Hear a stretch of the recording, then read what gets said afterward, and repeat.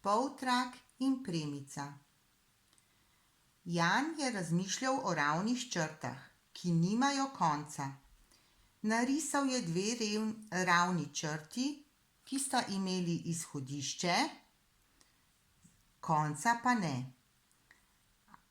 Narisal je poševno ravno črto, ki ima začetek v točki J ali izhodišče, in pa drugo ravno črto, ki ima izhodišče v točki K ali začetek.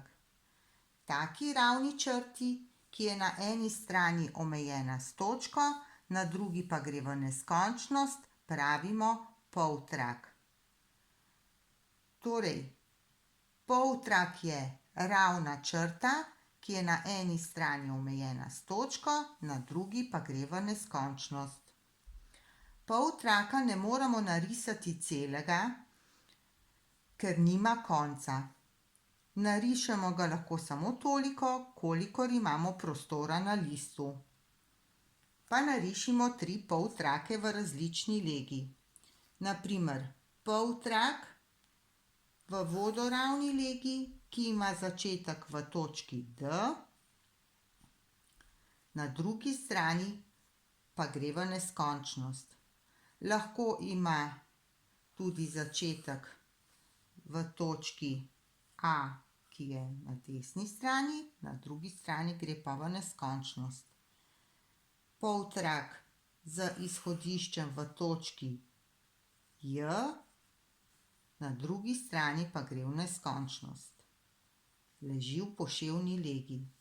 In pa še poltrak, ki leži navpično. Potegnemo črto, označimo izhodišče lahko s križcem ali pa črtico, na primer O, na drugi strani pa gre v neskončnost. Začetke oziroma izhodišče poltrakov označimo z velikimi tiskanimi črkami. Maja pa je razmišljala tudi o ravnih črtah, ampak o takšnih, ki nimajo ne začetka, ne konca. Takim črtam pravimo premica. Torej, premica je neomejena ravna črta. Nima ne začetka, ne konca. Tudi premice ne moremo cele narisati, ker nima ne začetka, ne konca, ampak samo en del, kolikor imamo prostora na listu. Pred vami so 3 premice v poševni legi. Premicam damo tudi ime. Pod črto napišemo malo tiskano črko P, malo tiskano črko ali pisano črko S in E. Premice poimenujemo z malimi pisanimi črkami. Premice lahko rišemo v različnih legah. V vodoravni in ji damo ime premica J, v poševni ji damo ime premica Z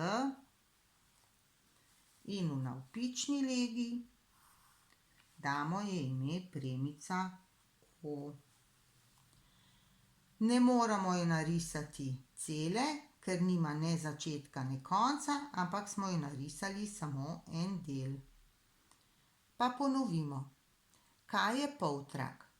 Poltrak je ravna črta, ki je na eni strani omejena s točko, na drugi pa gre v neskončnost.